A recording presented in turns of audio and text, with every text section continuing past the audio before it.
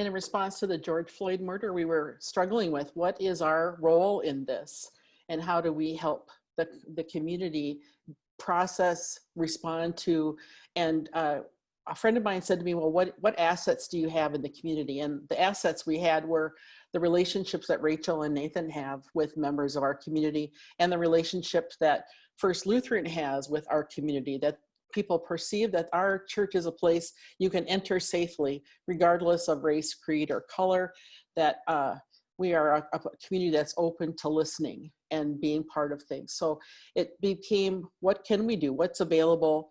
What assets do we have as a congregation in relationships that we can use to help our whole community, not just First Lutheran Church? We had a lot of conversation about how could we as a church and community react to the murder of George Floyd. And Columbia Heights is an interesting town that starts on 37th, right outside Northeast, yet we haven't had public dialogue on race and inclusion.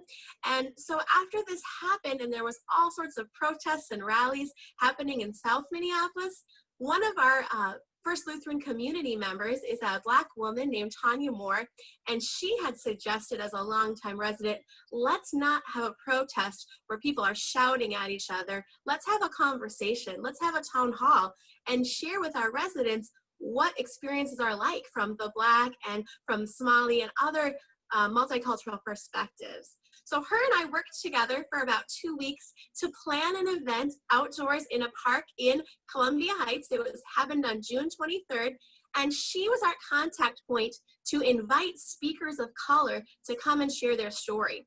So we connected with other members that we had met in Columbia Heights, someone we met at the Pride Festival the previous year, a Somali organizer that we had met through some Heights Next events. And then we brought in the community, and we ended up having about 75 people come on a rainy night in Columbia Heights, sit outside at Huset Park and listen to the stories of our residents who had experienced racism here in Columbia Heights. We provided all the sound equipment, all the organizing, all the advertising, and we let the community shine. One thing that historically white organizations can do in these moments is create a bridge between people who maybe not feel safe or able to show up in certain settings. I know there's a real fever pitch in Minneapolis throughout that whole 6 weeks where people were not sure how events were going to go. So we really did a lot of work on social media, letting people know what the event was going to be like, ensuring people that we were going to be using best practices as far as COVID. And because people have been following us online and through print media for years now, we had a lot of trust. Not everyone can sort of pull off a outdoor town hall event with full sound equipment. And I was out there running sound in the rain.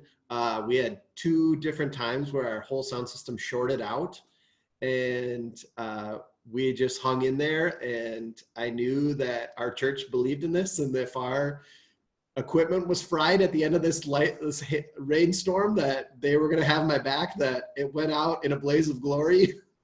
Afterwards, I was invited to offer a class about how white people, everyone was invited, but it was designed for white people to have better conversations about race and racism. And we had 45 people sign up for that class, which is huge for our community to do that.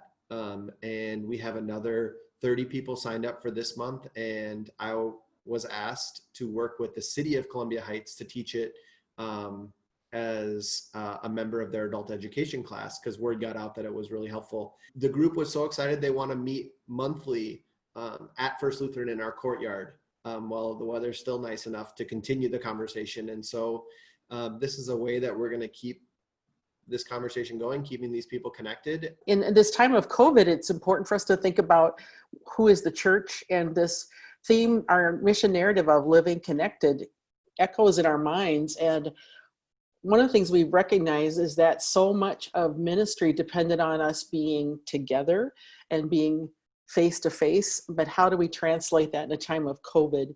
And so thinking about where are safe places to gather, both emotionally and spiritually and physically, and that ministry continues.